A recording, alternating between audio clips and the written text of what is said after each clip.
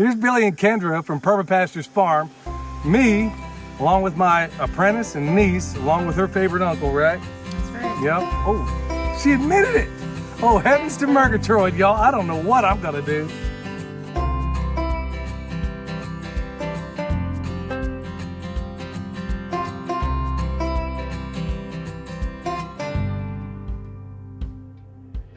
Anyway, she loves her Uncle Billy and she's out here helping out. She said, hey, what can I do to help? How cool is that, y'all? Everybody that says the younger generation has no work ethic, well, they haven't met my son and they haven't met my niece, because they will put foot to butt every time we need it done around here. Ain't that right? That's right. That's right. Girl's hard as woodpecker lips, y'all. Anyway, and sweet as bee pollen. Ain't that right? Just like your aunt. Okay, y'all, we're going to talk about bone sauce today. And a number of people have asked, what will it do? What won't it do? Okay, the one thing I know I can guarantee is deer problems from every application we've done have disappeared. In fact, up here, this food forest that transitions into an orchard, it would not be here if it weren't for this stuff. If we didn't figure out how to make it right. Not only did we make it right, which after it took at least 100 hours, I explained in previous videos, but honestly, we created a new formulation, invented a new way of doing this in which we're able to make this stuff 10 times more powerful than anybody else out there, at least anybody that I'm aware of. Also, I want to address another thing. A couple of people have said, hey, you didn't invent bone sauce, you're a liar. Well, I got news for you, folks.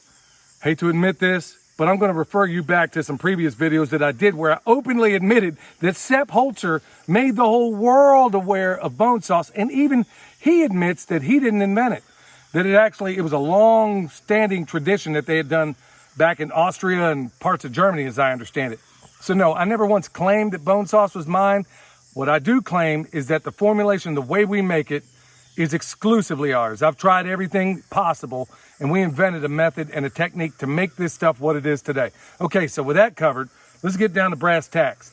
Okay, typically with trees, let's just kind of mosey on down here, honey. With trees, what we do, we typically wait until the fall, and then we're going to plant it. We're going to basically take a paintbrush and put it on every edge of it, okay? That has solved it. These leaves on this same tree were eaten down to nothing last year. This apple wouldn't be here, along with everything else. Okay, so it has bone sauce that we put on last year, haven't had to reapply it. We found out that when it's on a wooden surface, it doesn't need to be reapplied. Now, when we put it on things like T-posts, I don't know that it needs to be reapplied there either, because Michelle put it on all of them around here. We have no more deer, unfortunately, no more turkey. So deer and turkey season, I'm going to have to go to the top of this mountain to go put something on the plate. Is that a little disappointing? You're going to go deer hunting with me? That's all you. Yeah, that's all me. So let's kind of mosey on back this way. We're going to talk about another application. Now, if you go back and watch that previous video we did, we discussed the areas and where we have used it, okay? And that had to do with our boxes, our growing boxes up at the house, also how we used them on the fence post, and also how we put them on the trees. And I didn't go into full extent of how we do it on trees. Just know that when the leaves fall, this is the best time of year to put it on, because you can put it everywhere on that tree. Outside of that, when there are leaves on the trees, you're going to want to avoid those, okay? That's kind of critical if you want to keep the leaves on that tree. But if you can get it in a dormant state, you're all good. Now, today we're going to discuss, because a number of people, I can't believe how many people have asked about groundhogs. Don't have a groundhog problem here. In fact, I sent a few of these bottles out for testing for people that do have groundhog problems. And she's going to help me today to set this thing up in the best way I can think of on how to go about this. Now, we're going to take some of these spikes here. We got 4 of them here. And we're going to use this patch of sweet potatoes that we haven't yet harvested.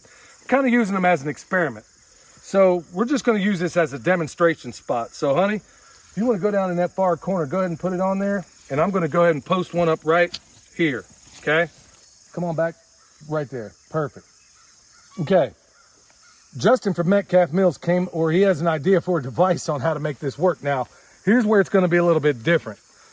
Okay. All we're going to do, and this is the best method I can think of. Come on back here, honey. And we'll go ahead and post up. Now, what I'm holding here is a spool of mule tape, okay? It's flat. This stuff's about a 1/2 inch thick. You dig?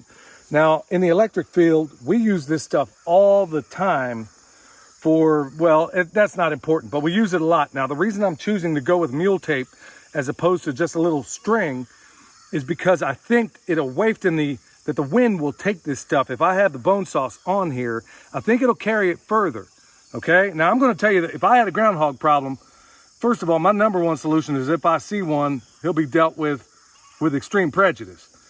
If not, and I gotta keep him out, this is what I'm gonna try to go with. So I'm gonna tell you the method in which I think it's gonna work best. Now, I'm gonna have you post up. Go ahead and run that through there like an axle. And I'm gonna show you how I'm gonna do this. There you go. She's gonna kind of post up like this. Now you can get one of these for like 100. Is it too heavy? No. Good answer. You can get one of these for like, I think it's 3,000 feet on there. You can get them at some of the electrical supply houses in town. Now I'm gonna do this very simply. All I'm gonna do is put one down low, okay? And I'm gonna put one up high. The one down low, let's say it's an area like this you wanna protect. That is where I'm hoping those critters down low are gonna probably get the hint. And I ain't guaranteeing none of this, folks. I'm just showing you how I would do it. Okay, so she's gonna hold that out. All I'm gonna do is clip it in here, and I'm gonna mosey on down this way. All right, so we got one down low. That's for the groundhogs. This one here, we're gonna make it for the deer. All right, y'all. So we got one up high for the deer, one down low for the groundhogs and whatever critters you got running around there. Here we go. The deluxe 3.0 version of Billy's Bone Sauce. This is a new formulation I came up with, y'all. It's not all that new. I'll just say this much. The bones, which I make this stuff out of, there's an entire ecosystem up in this jar. I ain't kidding. You name it. The bones of that animal is probably in this jar.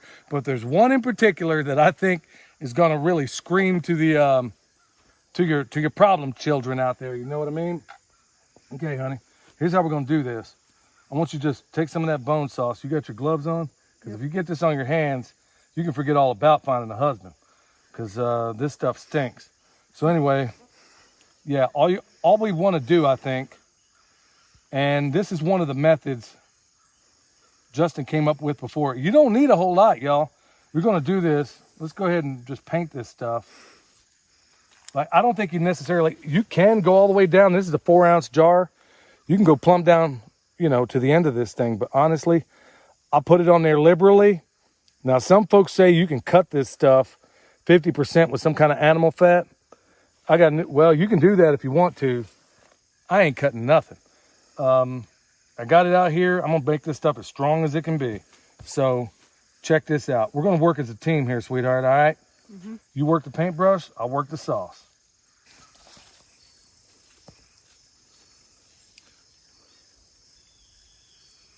This stuff on there thick, honey.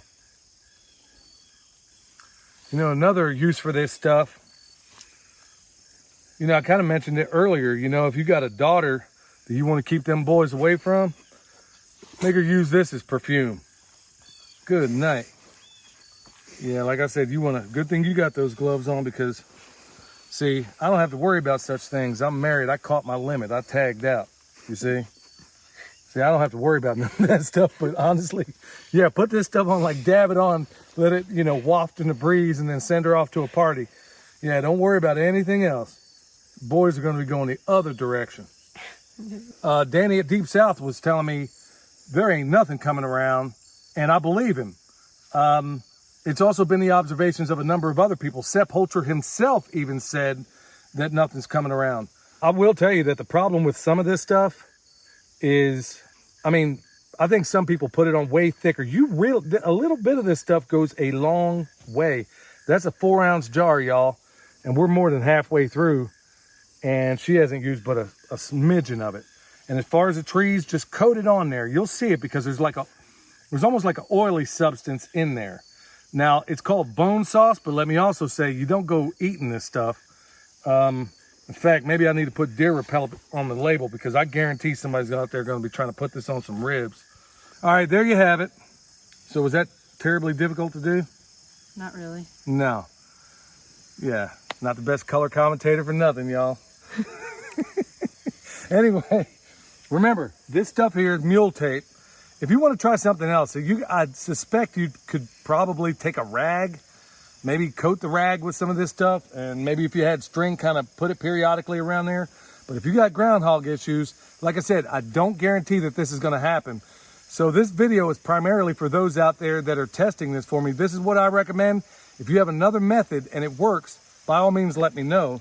So that's what I recommend. One low, one high, and I prefer, just to kind of recap, I prefer this flat mule tape because I know that it'll waft, whatever that word is, more in the wind and carry this stuff further away. And so and plus it kind of soaks up in there, so that's good. I think it would work even better with a natural fiber like cotton or hemp or something like that. But hey, mule tape is what I got. Mule tape's what I'm going to use. So anyway, if you need it, we got it at the website. We also have comfrey for sale. This isn't an infomercial, y'all. It's just more for the people out there that are, I had no idea how many people out there are having groundhog problems and wondering if this stuff helps. Hope this is a blessing to you. Hope it works out for you. What did you think? You learned something today? I did. Yes, you did. That's right. That's how we do it around here. So, best apprentice in the world, y'all. And, okay, if you got any questions about it, go ahead, put them in the box down below. I'll get to them. And if you need it, you know where to find it.